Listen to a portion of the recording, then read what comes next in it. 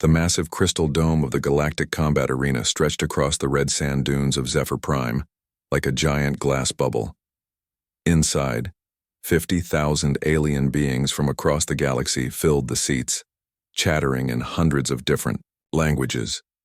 The air buzzed with excitement as warriors from dozens of species prepared for the annual tournament that would decide which race produced the greatest fighters.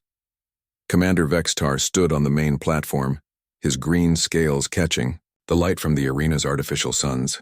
At 8 feet tall with muscles that bulged beneath his natural armor, he looked like death-given form. His species, the Draconis, had ruled their corner of space for 3,000 years through pure military might. Behind him, other alien champions waited their turn to address the crowd. "Welcome, warriors of the galaxy." Vextar's voice boomed through the arena's sound system. His words were translated instantly into every known language. "Once again, we gather to prove which species deserves to lead, which deserves to follow, and which deserves to be forgotten." The crowd roared its approval. In the front rows, General Korth clicked his mandibles together in what passed for applause among his insect-like people. His black carapace gleamed with built-in weapons, and his 6 arms could move faster than most beings could see. Beside him, High Warrior Zul flexed all 4 of his massive arms, each one capable of crushing steel. The Titan warrior stood nearly 9 feet tall and weighed as much as a small vehicle. "This year," Vextar continued, "we have received an amusing request. A new species wants to join our tournament. They call themselves humans." The crowd began to murmur. Most had never heard of humans before. Those who had began to laugh. Vextar pressed a button on his wrist device and a holographic image appeared above the arena. It showed a human male, average height, with soft pink skin and no visible weapons or armor. The figure looked fragile, compared to the beings watching from the stands. "Look at this pathetic creature," Vextar said, pointing at the hologram. "No claws, no natural armor, no poison, no enhanced strength. They live on a small world in an unremarkable system. Their entire military uses primitive projectile weapons and crude explosives." General Korth stood up from his seat. "Commander Vextar, surely this is a joke. How can such weak beings even survive in space?" "That is what makes this so entertaining," Vextar replied. "They actually believe they can compete with real warriors. Their government has sent a single representative to fight in our tournament." The laughter grew louder. High Warrior Zul's booming voice cut through the noise. "One human? Against all of us? This will be over before it begins." In the upper levels of the arena, the ethereals pulsed with energy patterns that showed their amusement. These beings of pure energy had evolved beyond physical form millions of years ago, yet even they found the idea of human warriors hilarious. Vextar activated another hologram, this one showing security footage from the arena's entrance. A human male walked slowly toward the registration building. He appeared to be in his 30s with short brown hair and calm eyes. He wore simple civilian clothes and carried only a worn leather backpack slung over one shoulder. "This is their champion," Vextar announced. "He arrived alone with no weapons, no armor, and no support team. He claims everything he needs is in that small bag." The crowd erupted in laughter so loud that the arena's structure began to vibrate. Warriors who had spent decades training for this tournament, beings who had been bred for combat across countless generations, could not believe what they were seeing. "What does he have in there?" shouted a warrior from the Wolf Clan worlds. "A sharp stick?" "Perhaps he plans to bore us to death with stories of his peaceful planet," called out another voice from the crowd. Vextar raised his hand for silence. "The registration records show his name as Jake Martinez. He lists his occupation as former military, but their military is a joke compared to ours. He has no genetic modifications, no cybernetic enhancements, no psychic abilities. He is exactly what he appears to be, an ordinary human carrying an ordinary bag." Down in the registration area, Jake stood patiently in line behind several other contestants. The alien clerk looked at him with barely concealed disgust as she processed his paperwork. Her translator device struggled with some of the human words, creating awkward pauses in their conversation. "Weapons declaration," the clerk said in a bored voice. "None required," Jake replied calmly. "Armor specifications. Not wearing any, the clerk's 6 eyes blinked in confusion. Enhancement drugs or genetic modifications? None. Then what exactly do you plan to fight with, human? Jake patted his backpack gently. Everything I need is right here. The clerk made a note on her computer and handed Jake a small device that would translate alien languages for him during the tournament. Your preliminary match is tomorrow morning. Try not to die too quickly. It would be embarrassing for everyone. Jake nodded politely and walked away. Behind him, the clerk immediately called her supervisor to report the strangest registration she had ever processed. Back in the arena, Bexitar was wrapping up his presentation. Ladies and gentlemen, I give you the shortest tournament match in galactic history. Tomorrow we will all witness what happens when primitive creatures attempt to play games meant for real warriors. The crowd cheered and began placing bets on how quickly the human would be eliminated. The odds makers worked frantically to keep up with demand.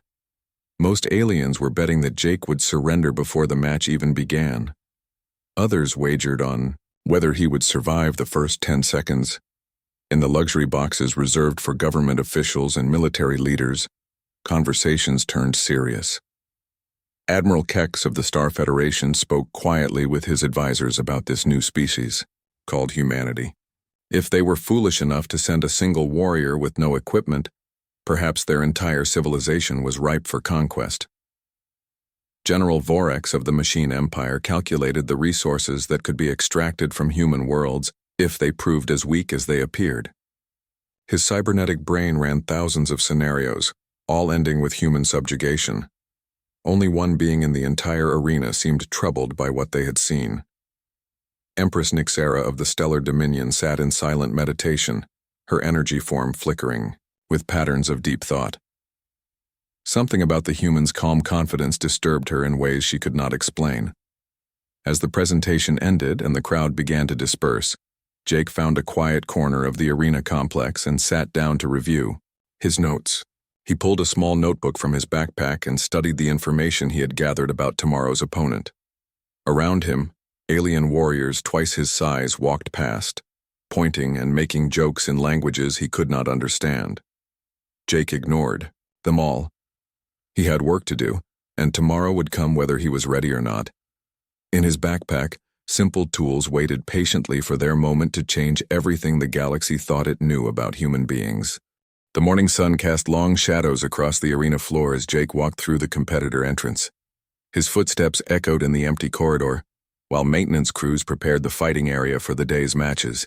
He carried his backpack, in one hand and a bottle of water in the other, looking more like a tourist than a warrior about to face combat.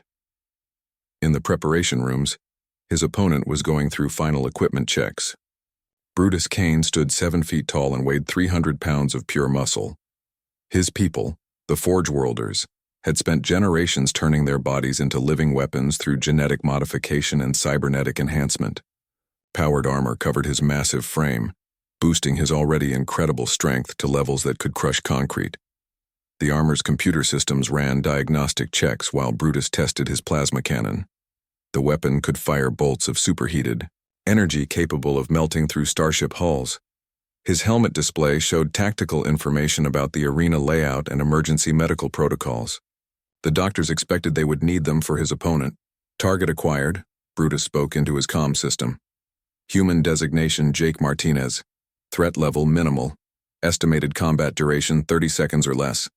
His support team nodded, in agreement. They had studied every piece of available footage showing human combat capabilities.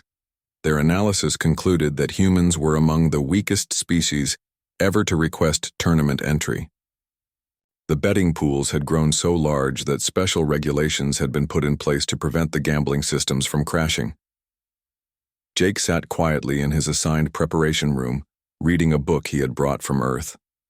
The pages were worn from repeated reading, and the cover showed a picture of mountains under a blue sky.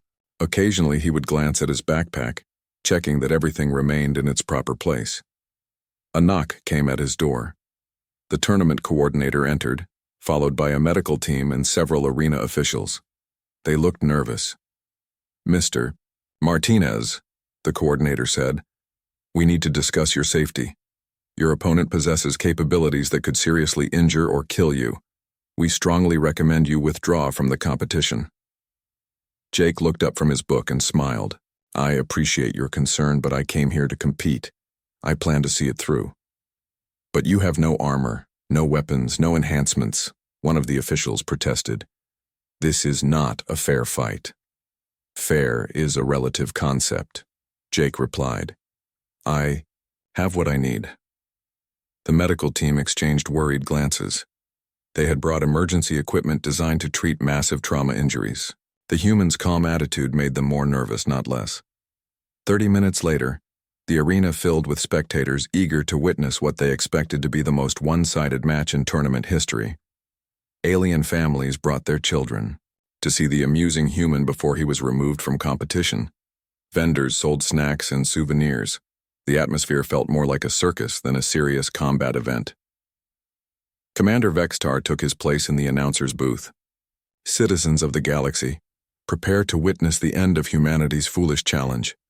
Brutus Cain, champion of the Forge Worlds, will demonstrate why only the strong deserve to compete among the stars." The crowd cheered as Brutus entered the arena. His armor gleamed under the lights and his plasma cannon hummed with barely contained energy. Each step he took left small cracks in the reinforced floor. The sound system amplified his breathing, which came through his helmet's respirator like the growl of some mechanical beast. Then Jake walked onto the opposite side of the arena. The contrast was so extreme that several spectators began laughing immediately. He looked like a child next to Brutus, wearing ordinary clothes and carrying his simple backpack. The cheering stopped as the crowd focused on what they assumed would be a very brief spectacle. Jake set his backpack down carefully and removed a coil of rope. It looked like the kind of rope humans might use for camping or basic construction work. Nothing special about it at all. He tested its strength by pulling on both ends, then nodded to himself in satisfaction. "Is he planning to tie himself up? To make this easier?" General Korth asked from his seat in the front row. High Warrior Zul laughed so hard his massive frame shook. Perhaps he will use it to climb out of the arena when he realizes his mistake. The match timer began counting down. Brutus powered up his weapon systems and targeted Jake's position. His helmet display showed multiple firing solutions, all guaranteed to end the fight instantly. The crowd grew quiet, watching with the fascination people show when witnessing something they know will end badly. The starting signal sounded. Brutus charged forward with thunderous steps, his armor's servo motors whining under the strain of moving so much mass at high speed. His plasma cannon began charging, energy building toward a blast that would vaporize anything it touched. The tactical computer in his helmet calculated impact trajectory and projected a 99% probability of immediate victory. Jake stood perfectly still, watching Brutus approach. He held the rope loosely in both hands, showing no sign of fear or panic. The distance between them closed rapidly. 50 feet, 30 feet, 20 feet. At the last possible moment, Jake moved.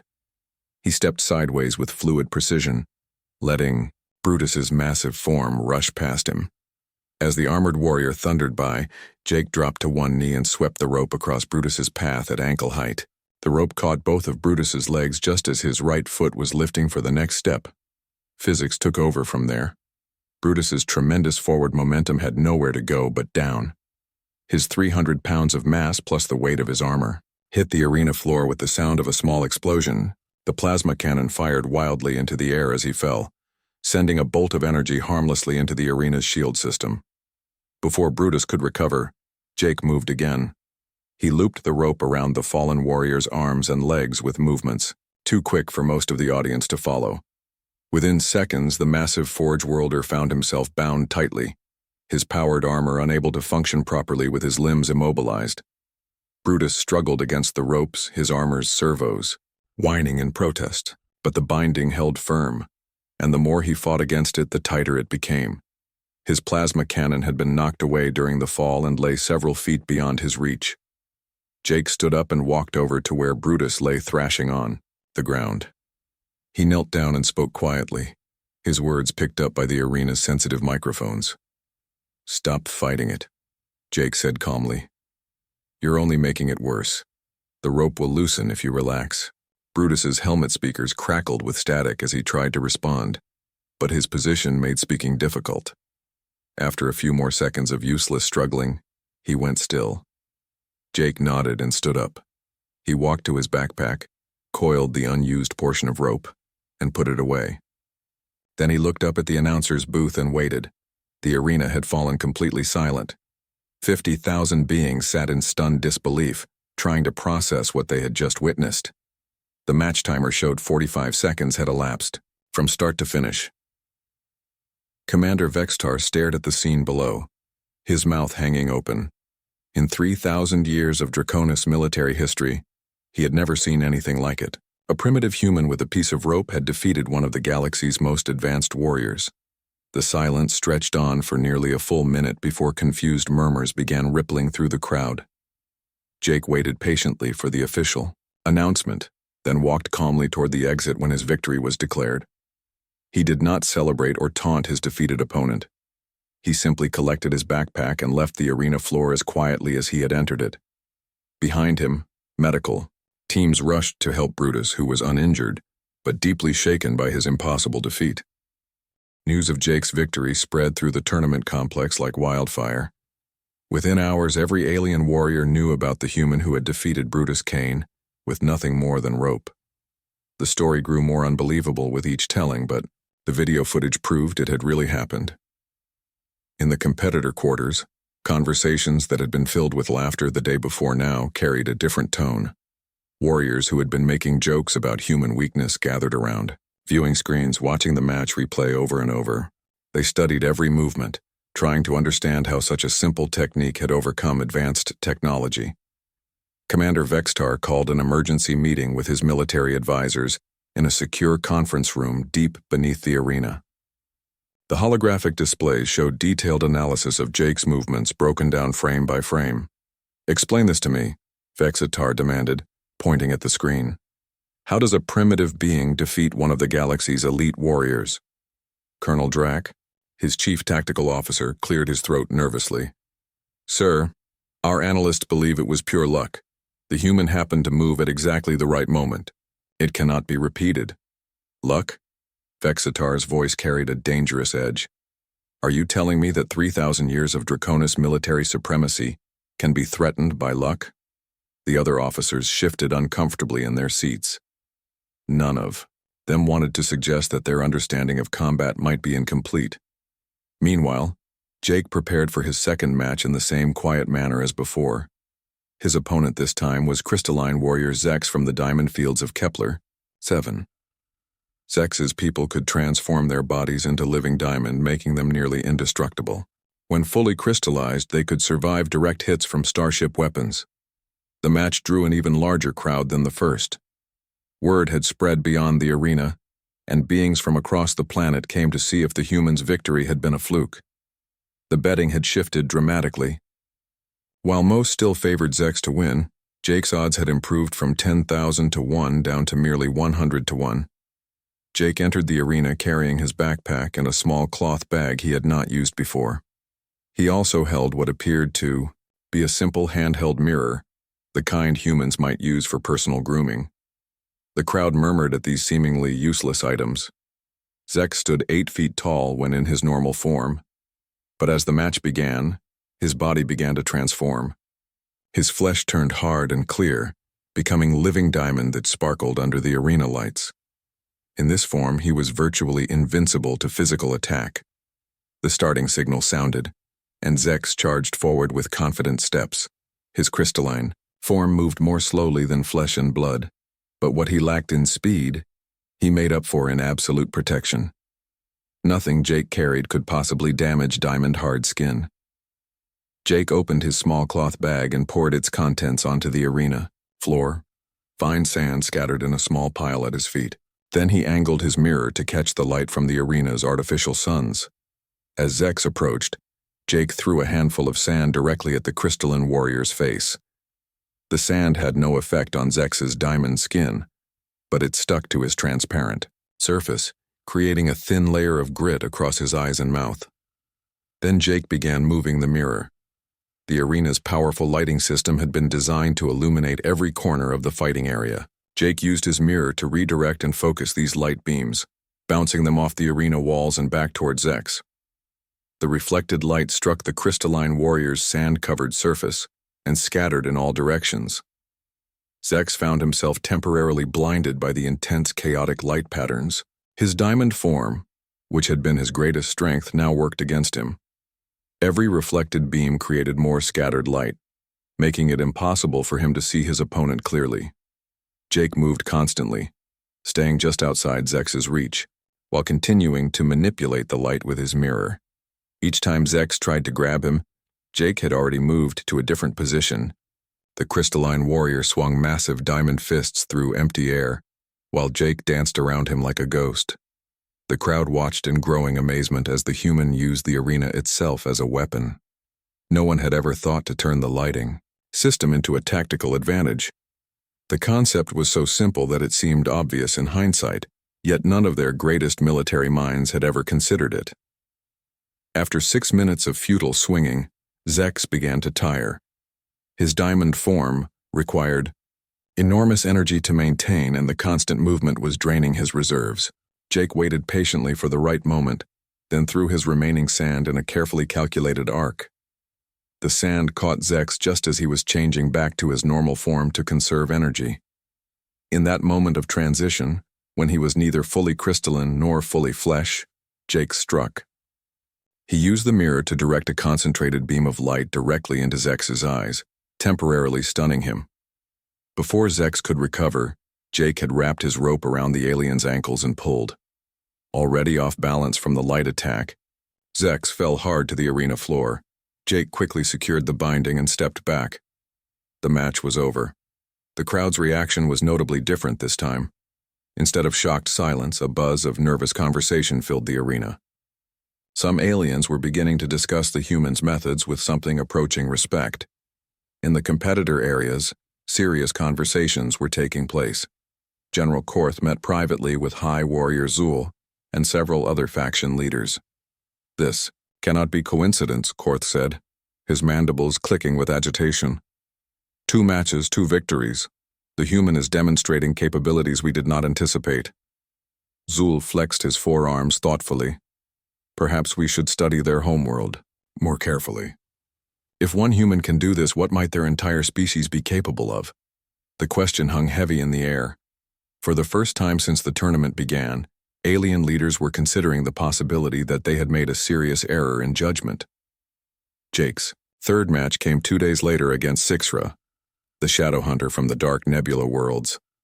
Her species had evolved as perfect predators, with natural camouflage that made them nearly invisible, and reflexes faster than most beings could comprehend. She had never lost a single combat in her 200 years of life.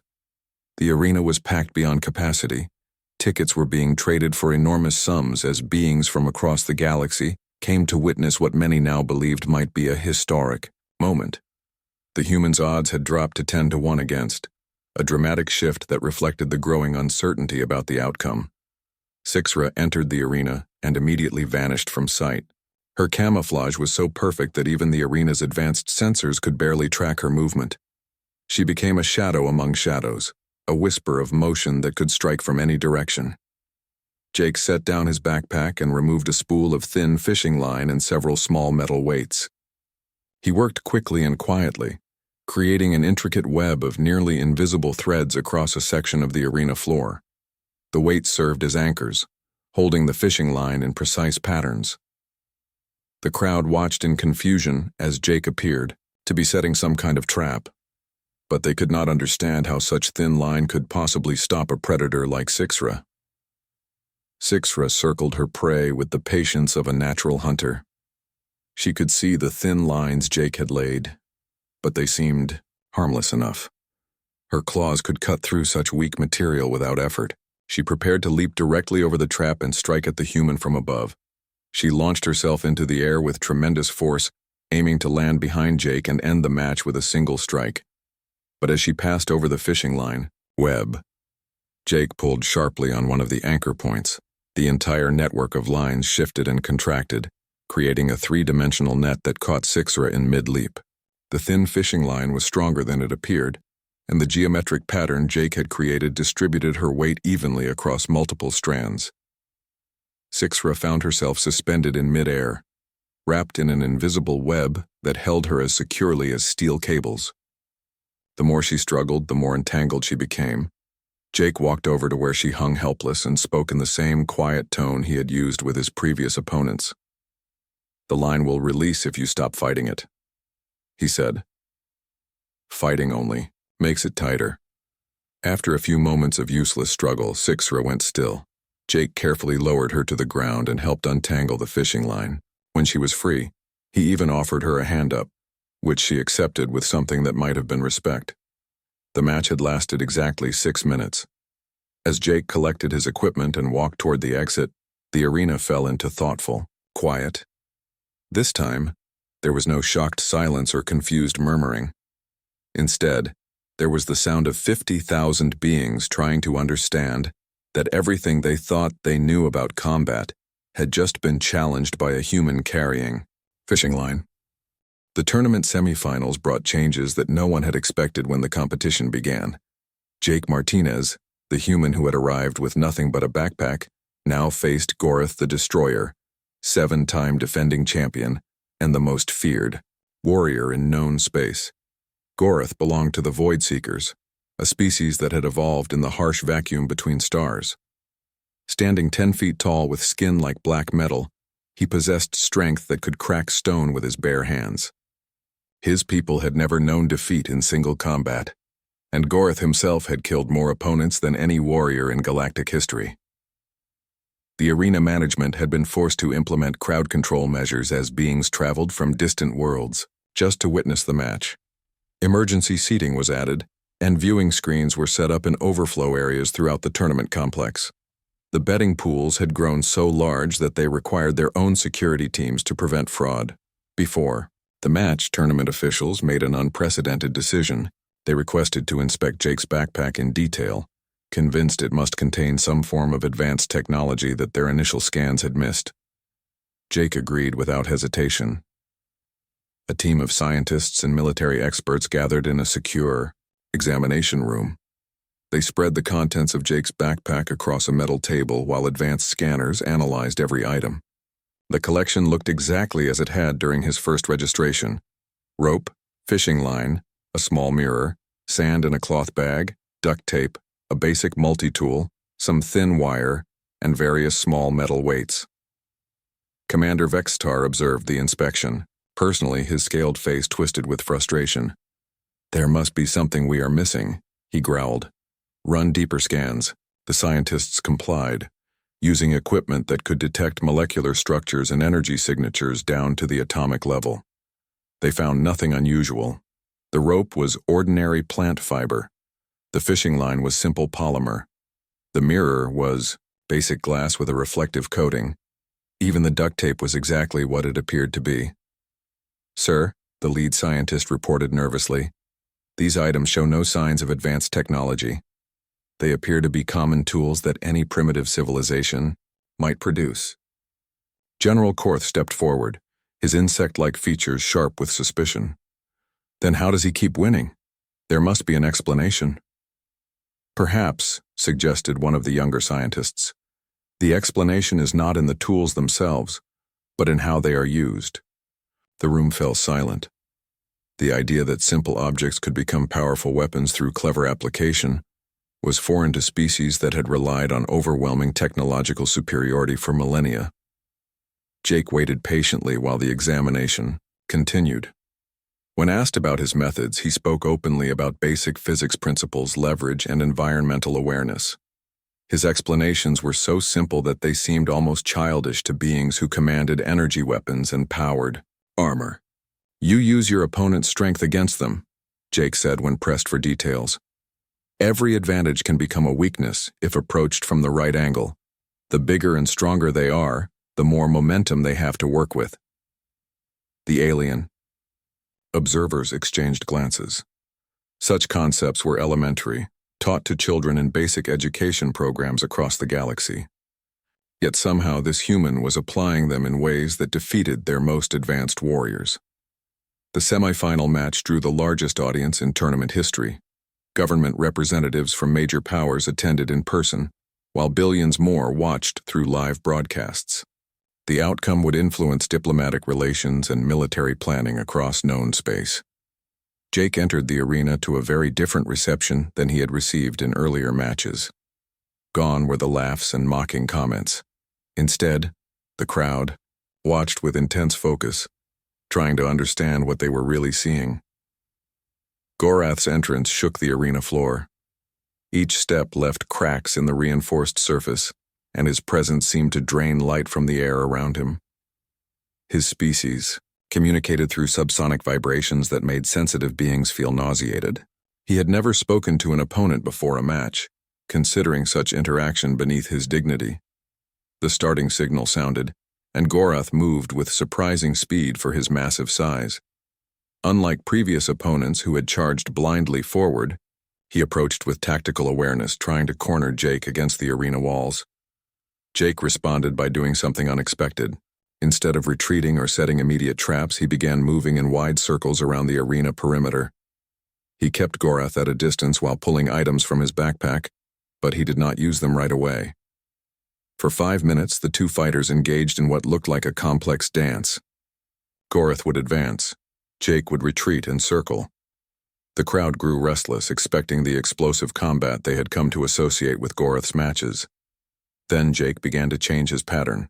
He started using the arena's architectural features in ways no previous fighter had attempted. Support pillars became pivot points for sudden direction changes. Lighting fixtures provided anchor points for his fishing line. Even the ventilation grates in the floor became part of his tactical planning. Gorath found himself fighting not just Jake, but the arena itself. Every surface seemed to work against him. When he tried to grab Jake, thin wires would catch his massive hands. When he attempted to corner his opponent, carefully placed mirrors would blind him with reflected light. The match stretched to 10 minutes, then 15. Gorath had never fought for so long without achieving victory. His movements began to slow as frustration affected his judgment. He started making wider swings, using more force than necessary, putting himself off balance with each attack. Jake waited for the perfect moment. When Gorath overextended during a particularly aggressive charge, Jake used a combination of rope, leverage, and the arena's own structure to redirect the massive warrior's momentum. Gorath found himself lifted off his feet and thrown across the fighting area by his own strength. Before he could recover, Jake had used duct tape and wire to create restraints that took advantage of Gorath's awkward position. The bindings were not strong enough to hold the Void Seeker under normal circumstances, but they were positioned in such a way that struggling against them would cause Gorath to injure himself. The match ended with Gorath lying still, not from injury or unconsciousness, but from the realization that further resistance would be pointless. Jake knelt beside his defeated opponent and checked for injuries, just as he had done after every previous match. This gesture of concern for an enemy who had tried to kill him resonated through the arena in ways that pure victory could not have achieved. The crowd's reaction was unlike anything in tournament history. Instead of cheers or shocked silence, there was thoughtful applause that acknowledged not just Jake's victory, but his method of achieving it. Alien beings who had spent their entire lives believing that might made right found themselves reconsidering fundamental assumptions about power and strength. In the government viewing boxes, emergency meetings were already being scheduled. Military commanders who had dismissed humanity as irrelevant now demanded full intelligence reports on human capabilities. Diplomatic corps prepared to open communication channels with Earth. Commander Vexitar watched Jake help Gorath to his feet and felt something he had never experienced before: doubt about the Draconis Empire's invincibility. If a single human with basic tools could defeat their greatest warriors, what did that mean for their 3,000-year reign of dominance? As Jake collected his equipment and walked toward the exit, he remained unaware that his quiet demonstration of human problem-solving had fundamentally altered the balance of power in the galaxy. Tomorrow would bring the final match, but tonight, civilizations across known space were already beginning to see humanity in an entirely new light. The tournament final would be held in 3 days, giving both competitors time to prepare for what everyone knew would be a historic match. Jake spent his time quietly reading and making notes, just as he had done throughout the competition. His opponent, however, represented something entirely different from the warriors he had faced before. Empress Nyxara of the Stellar Dominion was not made of flesh and blood like other beings. Her species had evolved beyond physical form millions of years ago, becoming entities of pure energy and consciousness. She could manipulate matter at the molecular level and existed as patterns of light that shifted constantly between different configurations. On the evening before the final match, Empress Nyxara made an unprecedented request. She asked to meet, privately with Jake, something no tournament finalist had ever done before. Arena officials were confused, but granted permission for the meeting in a neutral conference room. Jake arrived carrying his backpack and the same worn book he had been reading throughout his stay. Empress Nyxara appeared as a column of soft blue light that pulsed gently with her thoughts. When she spoke, her voice seemed to come from everywhere and nowhere at once. "Human Jake Martinez," she said, "I have studied your matches with great interest. My people have observed your species for some time, but we did not expect to see such demonstrations of capability." Jake set down his backpack and looked directly at the shifting patterns of light. "I appreciate you taking the time to meet with me, Empress. Most of the other competitors have been avoiding conversation." "They are afraid," Nyxara replied. "Not of you personally, but of what you represent. Your victories have challenged assumptions that have shaped galactic civilization for thousands of years." "I never intended to challenge anything," Jake said honestly. "I just came here to compete." Nyxara's light patterns shifted to what might have been amusement. "Yet challenge you have. Tell me, how does a species with no natural weapons, no advanced technology, and no genetic enhancements defeat beings that should be superior in every measurable way?" Jake considered the question carefully. "I think you might be measuring the wrong things. Strength and technology are important, but they are not the only factors that matter in problem solving." "Explain." Jake opened his backpack and pulled out his rope.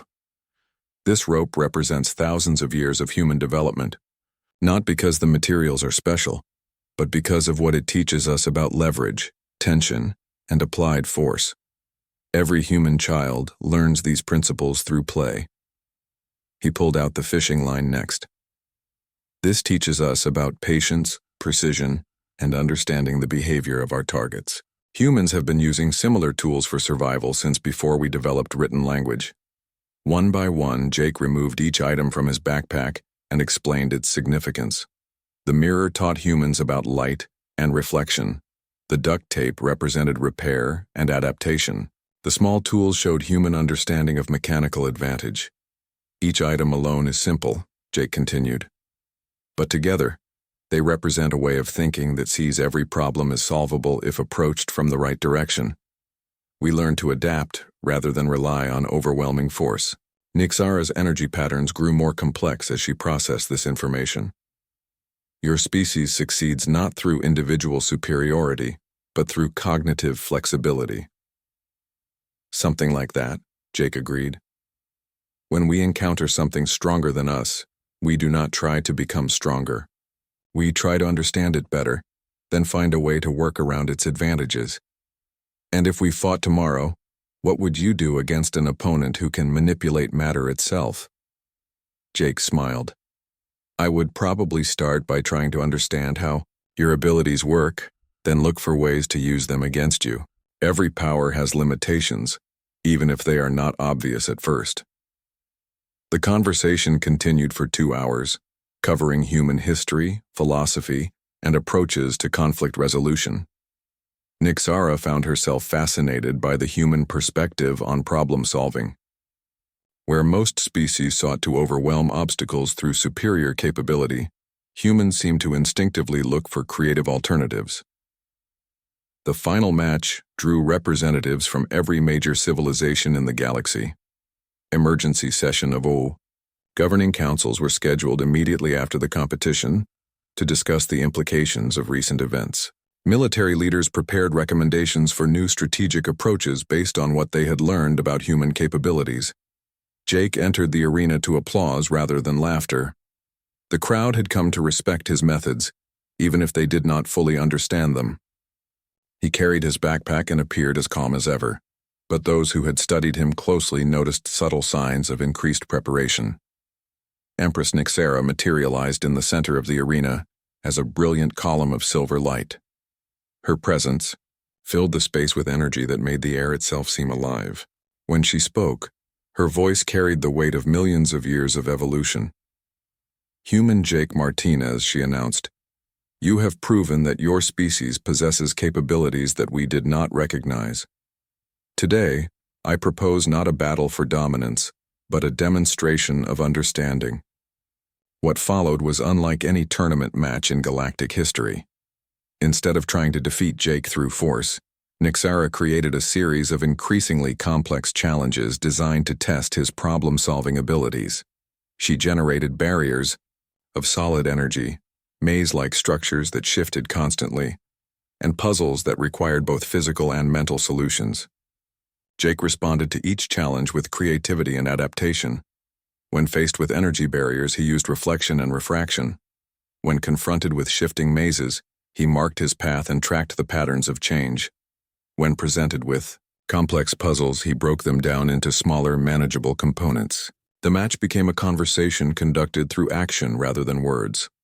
Nyxera would present a problem, Jake would find a solution, and then she would create something more difficult. The audience watched in fascination as human ingenuity was tested against the accumulated wisdom of an ancient civilization. After 30 minutes of this exchange, Nyxera created her final challenge, a sphere of pure energy that surrounded Jake completely, with no visible way out. The sphere began to contract slowly, creating a time limit for escape. Jake examined his situation carefully, then pulled out his mirror and fishing line. He used the mirror to focus and redirect the energy of the sphere itself, creating small weak points in its structure. Then he used the fishing line to anchor himself to these weak points and literally pulled himself through the energy barrier. As Jake stepped free of the collapsing sphere, Empress Nyxera began to glow more brightly. Her light patterns shifted to something that conveyed deep respect and acknowledgement.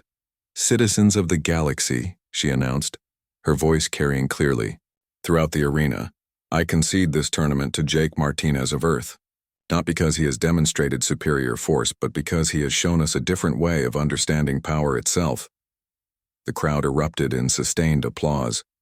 For the first time in tournament history, a being had won not through defeating their opponent, but through earning their respect and understanding. Jake walked over to where Nyxera hovered and spoke quietly. "Thank you for teaching me something new today. I learned as much from you as you did from me." "That," Nyxera replied, "is perhaps the most human thing you could have said."